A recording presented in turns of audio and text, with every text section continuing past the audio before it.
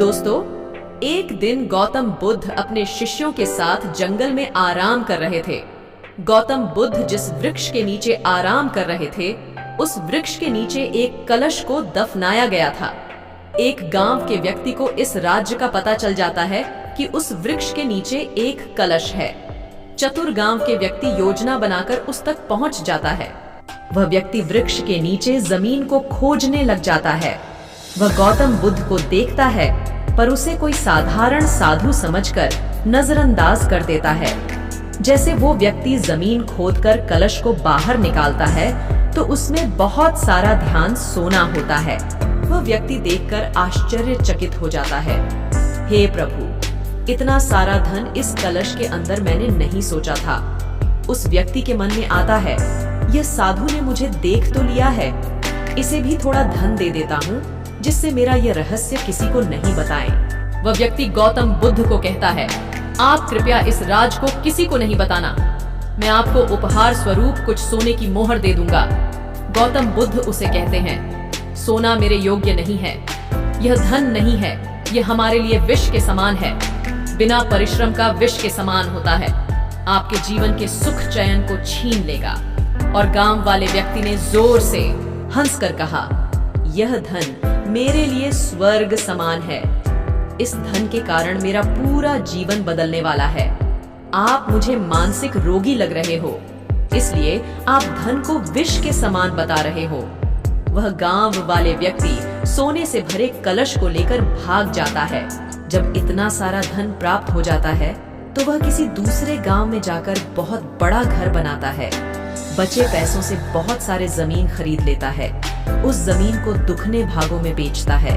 उस गरीब गांव वाले व्यक्ति के पास इतना धन हो जाता है कि उसके साथ पीढ़ी भी मौज से रह सकती है।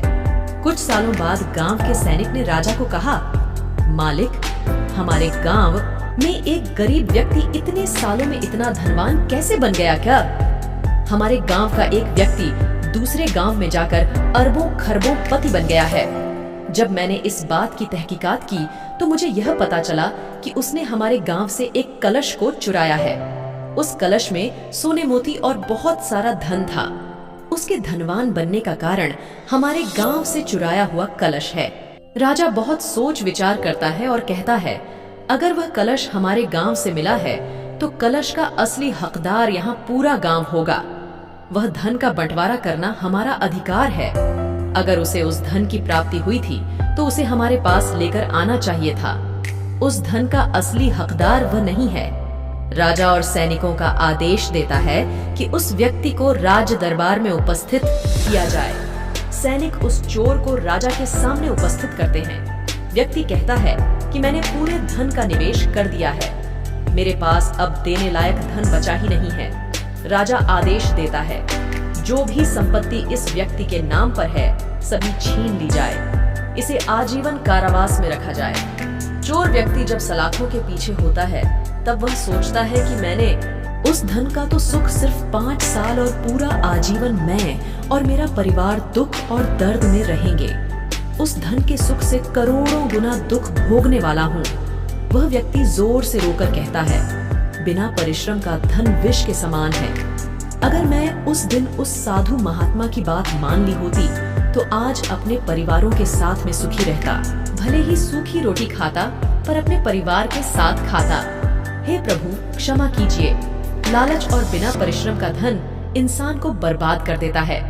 गौतम बुद्ध, स्टोरी इन हिंदी कहानी से सीख। जो व्यक्ति परिश्रम करता है, वह देर से सफल होता है, पर सफल जरूर होता है। सफलता का शॉर्टकट खोजता है, वह कुछ समय के लिए सफल हो सकता है, पर आगे उसे निराशा और असफलता ही हाथ लगती है।